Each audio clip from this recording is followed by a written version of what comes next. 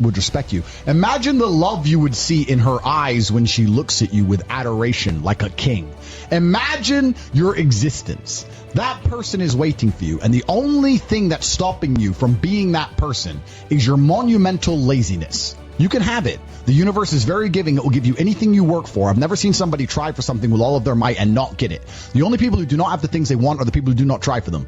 I've never seen a person wake up and say, my only dedication in life is to solve a Rubik's Cube and fail. You are not stupid. You are not incompetent. You are lazy and arrogant. It's extremely important you understand that that person is waiting for you, and you are declining that version of yourself. In the multiverse, in the many different versions of the universe that exist, there is a version of you that does those exact things, and he is a greater person than you can even fathom. You can transform yourself into that guy. You can be a top G. That's exactly what I did. I knew who I was going to have to end up being before I became that person. My brother and I are not from rich families. We are not from advantaged beginnings. But I knew I had to be a big, strong, fighting billionaire. That's what I knew I had to be. Discipline is the key to success. If you cannot force yourself to do something you don't want to do, how are you ever going to put yourself through the suffering required for greatness? If you cannot force yourself to train when you do not want to train, if you cannot force yourself to work when you don't want to work, if you can't force yourself to not log into Pornhub or force yourself to eat right, how can you possibly ever become a monumentally successful person if you cannot control yourself long enough to do what must be done as opposed to what you feel like doing? The only people who get to live their lives based on how they feel are women and children. Children can cry because they feel like crying, as can a woman. A woman can start an argument because she feels like arguing, as can a child. A man must do what he is supposed to do irregardless of how he feels. That is the key component to masculinity, is discipline. If you do not have the discipline to dedicate yourself to anything, you are going to fail and be crushed by the people who can. If you only go to the gym when you feel like going to the gym, you're never going to be as strong as the people who go to the gym when they don't feel like going to the gym. That is a reality of life. So, I train every single day. I've actually heard from some people saying, you overtrain. And I explained to them, one, I don't believe in rest. I'm not you. I'm not pussy, and I'm not broke like you are, Mr. Fitness Trainer, standing around the gym teaching people for $50 an hour. I don't need to listen to you. Secondly, I don't train because I want to get bigger. I train every day because it is difficult to train every day. It hurts. I don't want to. I wake up and I'm busy. I have other things to do. I don't feel like doing it. So I force myself to do it 7 days a week, 365 days a year, so that I know I'm the kind of person who can do what he doesn't want to do when it needs to be done. I am that man. And it's more of a mental exercise than a physical exercise at this point. How can you ever outcompete me if I can force myself to do the things I don't want to do and you cannot? Discipline is absolutely essential for success, and you need to get very comfortable and very used to the idea of understanding that on your path to greatness, there are going to be long periods of time where you hate what you are doing, where you are dissatisfied with the actions you must undertake, where you are tired, where you are stressed. That is why it is difficult. That is why most people won't make it. If the path was easy, everybody would walk it and it would lead nowhere. 100 people start the path, 99 fall off because it is difficult, and the one person who makes it to the end gets the gold. If all 100 made it to the end and the gold was divided by 100, it wouldn't even be worth anything. The difficulty gives it value. The fact that it is difficult to do is the key component into the fact you want it in the first place. If it wasn't difficult, everyone would have it and you wouldn't want it because no one would respect it. It's supposed to be hard. Life is supposed to be hard. You're supposed to think this is terrible. You're supposed to suffer and smile through the pain regardless. Discipline is the key to success in all realms as a man. And if you lack it, you stand no chance. You can give most people a roadmap to success. You can give them a Ferrari with a full tank of gas, and a lot of people still wouldn't make the destination because they would say the drive is too far away. Quitters, they don't have the discipline. You can tell them exactly how to do it. You can give them the mechanism to get there, but they don't have the discipline to complete the drive and end up at the destination. That is the majority of Earth. This is your competition. People who, even if they are told what to do and people tell them exactly how to do it and help them do it, still quit, still fail because they lack discipline. Even me, with my monumental powers, I can't make a quitter successful. It doesn't matter how good I am. It doesn't matter how easily I make it for them to succeed. It doesn't matter how compendious and concise and powerful the real world is. It doesn't matter how much I text them and motivate them, how many emergency meetings I do to try and talk to them and hype them up, how much motivation I give them. It doesn't matter what I do. If they are a quitter, guess what they're going to do? They're going to quit. No matter how simple the map is to read, no matter how fast the Ferrari is, somewhere along the drive, the sun's going to get in their eyes, and they're going to sit there and go, I don't like this, this is hard, and they're going to quit. Quitters are the number one type of people that nobody can help. If you're a quitter, I can't help you, life can't help you, God himself cannot help a quitter. So if you lack discipline, you lack the very basic building block to any type of success which exists on the planet. By every single metric which can be measured with science, you are going to stay a loser and a failure. The key is to keep training. If you train hard every single day, you don't have to worry about a little bit of vitamin C. It's true. If you don't train and you don't smoke, you're still going to be a pussy. Yes. The answer is always hard work. As soon as you are granted life, you are guaranteed death. What you do in between is up to you. You are all conscious. That could end tomorrow. That could end in 100 years. But the time between the beginning of your consciousness and the end of it is completely up to you. Training is never the wrong decision.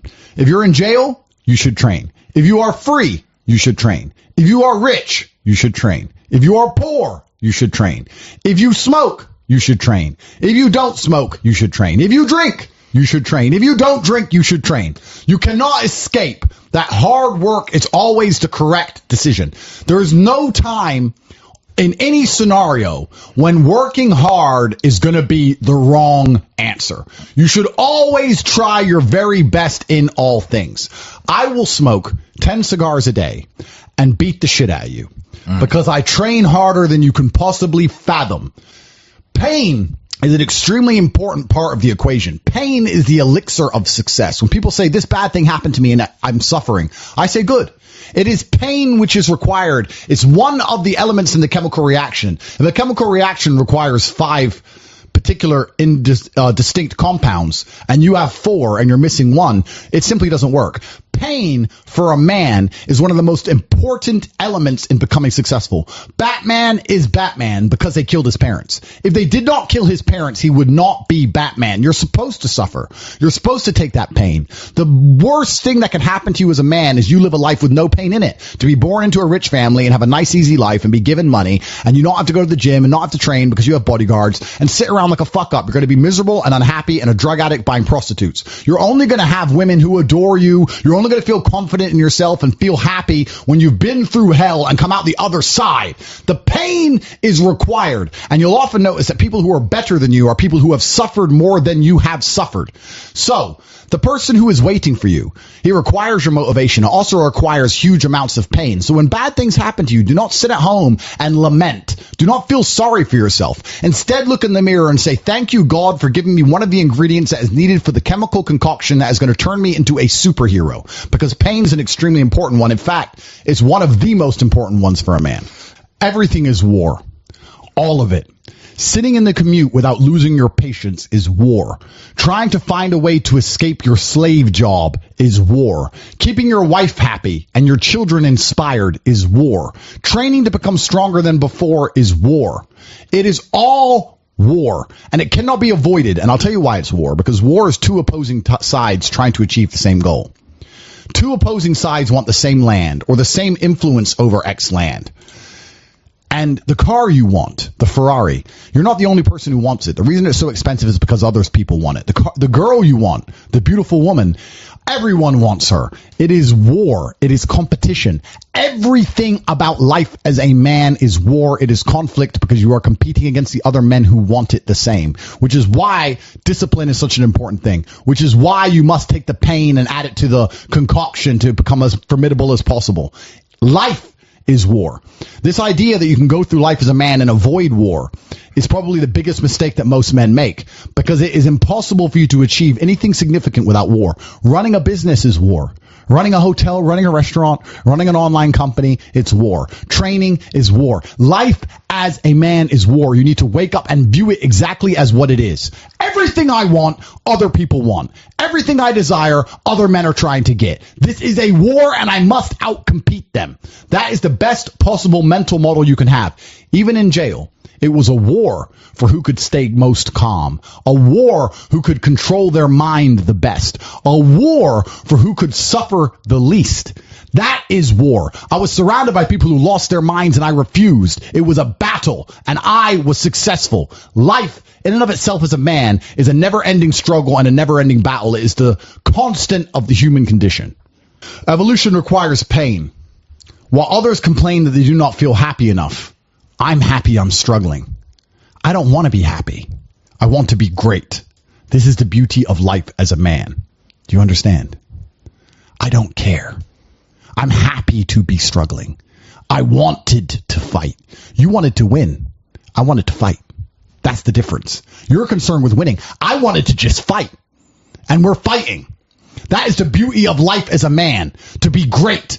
If you concern yourself only with being happy, you are once again acting like a female or a child.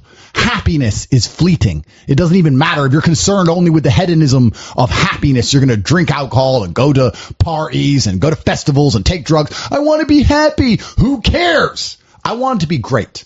I want to be great all of the time. And let me ask you a question as a man at home, genuinely, truthfully. Would you rather be a loser who's always smiling, a happy loser, or would you rather be a stressed winner? Because I'll tell you something about winners. Most of them are stressed. We are stressed. We're stressed. Putin is stressed. Genghis Khan was stressed when his messenger turned up after a 4-week ride with updates from the battlefront of Iran.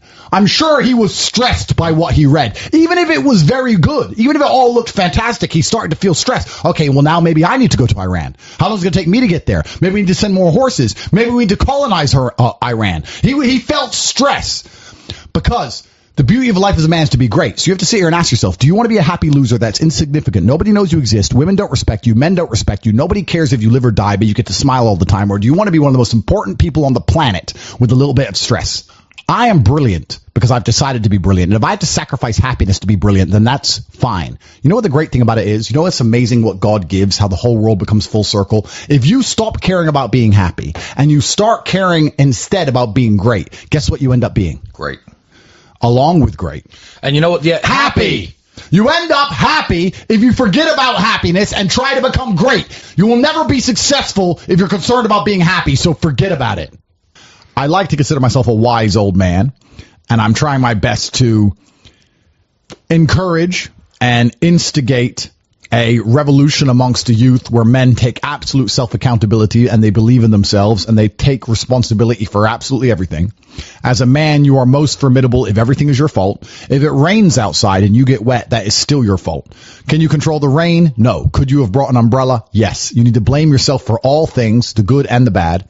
And by doing this, you take absolute self-accountability, which allows you to build a mental model in which you will find solutions, 1. 2, avoid trouble because you know that anything bad happens to you is your fault. And 3, be the most fearsome competitor possible because we're living in a very competitive world nowadays amongst the elites. The people who understand that you're living inside of a fish tank are trying very hard to get out. And you have to make sure that you can outrun some of them if you want to escape. It's an age-old adage. If a bear is chasing a group of people, you do not have to be the fastest one. You just have to be faster than the slowest. The slowest person is going to die. So as long as you're ahead of the majority of people, you stand a very good chance of avoiding slavery. Being a powerful man isn't always about furious anger and instilling fear. As enemies attempt to attack your energy and lower your vibration, understand this. Power is untouchable. Power may notice, but it doesn't care. Sometimes power is simply not giving a fuck. Being a powerful man isn't always about furious anger and instilling